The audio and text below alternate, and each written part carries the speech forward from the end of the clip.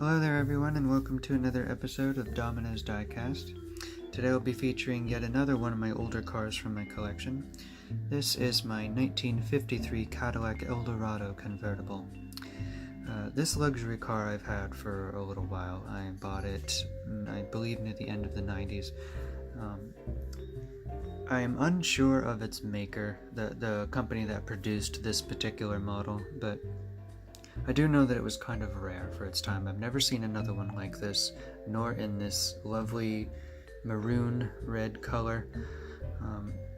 This is a convertible model, and it looks like the top comes off, but it's actually fixed on there pretty good, so it is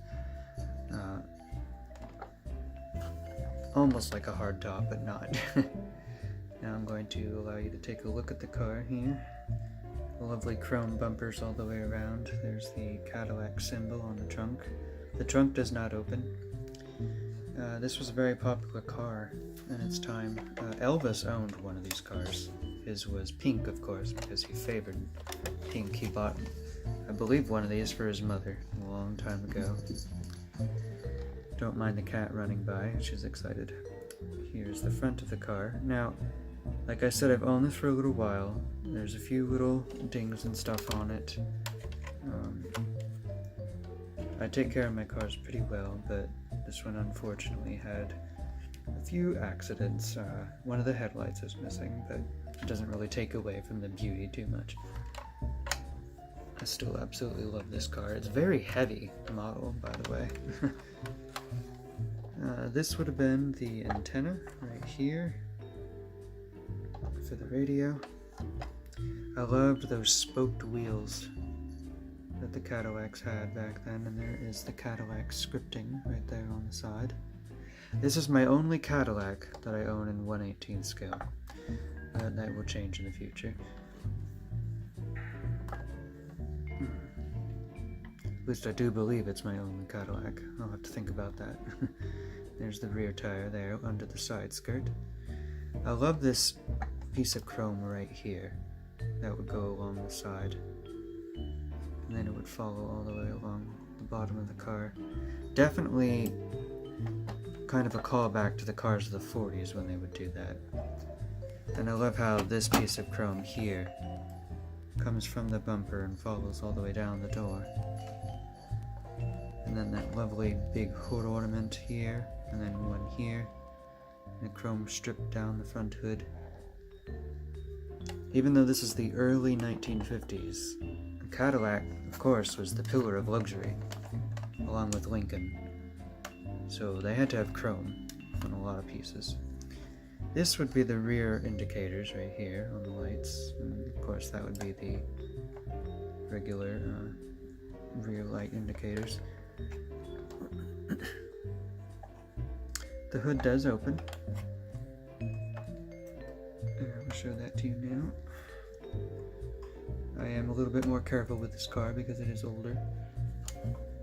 Of course I'm careful with all my models, but there's the engine bay in there.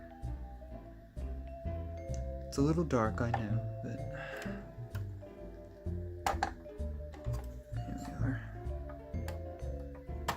Oh. Yeah, you can tell that has not been opened for a little while. The seats do open. It has a very nicely detailed interior, as I will try to show you here.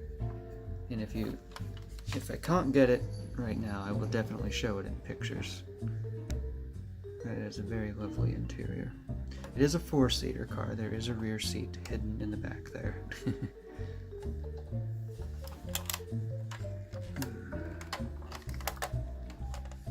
This car definitely stands out among many of the others in my collection. It's actually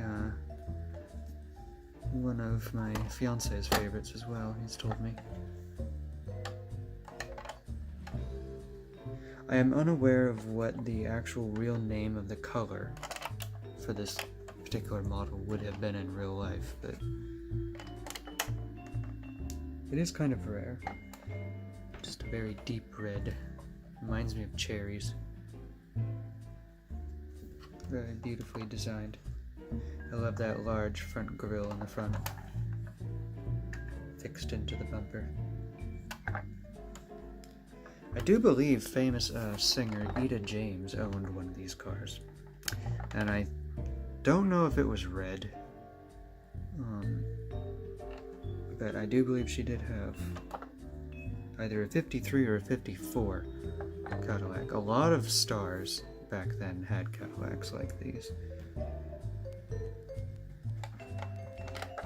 As you can imagine, it would be definitely a way to show off. You're driving down the street in one of these. Absolutely huge trunk.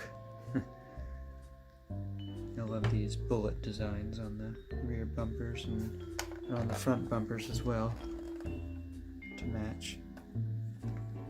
Keep a balance to the design. Another genius design by famed car designer Harley Earl, who worked for GM, General Motors. He designed all Buicks and Cadillacs, and all of his designs are now etched in everyone's memories because of their iconic look. Oh, something that I don't typically do. Here is the underside of the car. Maybe I'll actually start showing that a little bit more. As you can see, the tires are really made of real rubber.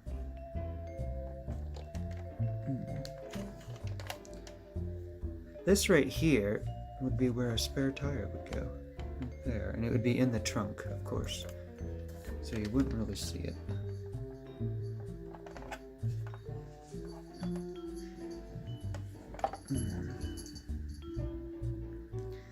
Overall, a very elegant and stylish automobile for its time. When you think of the 50s, in Cadillacs, you mostly think of the 59 Eldorado, but the earlier models were just as elegant. Even it says Firestone right here on the tires. Another added detail right there, as you can see.